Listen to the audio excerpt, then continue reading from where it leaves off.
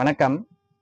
நாம் இந்த பதிவில் ஒரு உண்மை சம்பவம் மூலமாக நம்ம ஆழ்மனதை பயன்படுத்தும் கலையை பற்றி பார்க்கவிருக்கின்றோம். ஈவ்லின் கிளவுனி என்ற ஒரு பெண்மணி வாழ்ந்து வந்தார். அவர் தன்னுடைய 11வது வயதில் தன்னுடைய முழு செவித்திறனை இழக்கின்றார். அதன் காரணமாக அவருடைய பள்ளியிலிருந்து வெளியேற அறிவுறுத்தப்படுகின்றார். மேலும் அவரை மாற்றுத்திறனாளிகள் படிக்கும் பள்ளியில் சேர்க்குமாறு அறிவுறுத்தப்படுகின்றார். ஆனால் அவரோ தன்னுடைய சகோதரர்கள் படிக்கும் பள்ளியில் தான் பயில்வேன் என்று தீவிரமாக இருந்தார். பள்ளி படிப்பை தொடர்கின்றார். அதன் பின்பு தனித்தாள வாத்திய கலைஞராக பல சாதனை படைக்கின்றார். பல விருதுகளையும் பெறுகின்றார்.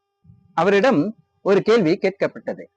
எப்படி உங்களுடைய செவித்திறன் பிரச்சனையை சமாளிக்கிறீர்கள் என்று கேட்கப்பட்டது. அதற்கு அவர் தன்னிடம் அந்த பிரச்சனை இருப்பதாகவே அவர் எண்ணவில்லை என்று கூறுகின்றார். மேலும் அவர் தன்னுடைய கேட்கும் திறன் மற்றவருடைய கேட்கும் முறையிலிருந்து வேறுபட்டதாகவே கருதுகின்றார்.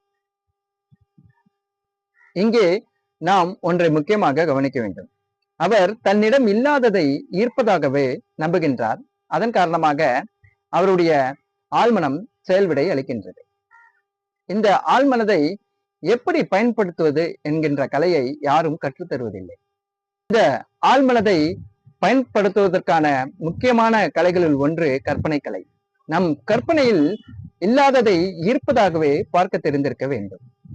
அந்த அளவுக்கு நம் கற்பனை வளத்தை நாம் பெருக்கிக் கொள்ள வேண்டும். ஆனால் முதலில் நாம் கற்பனை செய்யும் பொழுது நம் மனம் அதற்கு ஒத்துழைக்காது. அதற்கு தான் தியானம் செய்ய சொல்கின்றார். நாம் தியானம் செய்ய செய்ய நம்மளுடைய மனம் எண்ணங்களுக்கு அப்பால் சென்று விடுகின்றது. அப்பொழுது ஒரு அமைதி ஏற்படுகின்றது. அந்த நேரத்தில் நாம் கற்பனை செய்ய பழகி வந்தோம் என்றால் நாம் மிக சுலபமாக கற்பனை வளத்தை பெருக்கிக் கொள்ளலாம். ஆகவே நாம் ஒவ்வொருவரும் தியானம் செய்து கற்பனை வளத்தை பெருக்கிக் கொண்டு நம் வாழ்க்கைக்கு தேவையான அனைத்து வளங்களையும் பெற வேண்டும் என்பதை தெரிவித்துக் கொண்டு உங்களிடமிருந்து விடைபெறுகின்றேன்.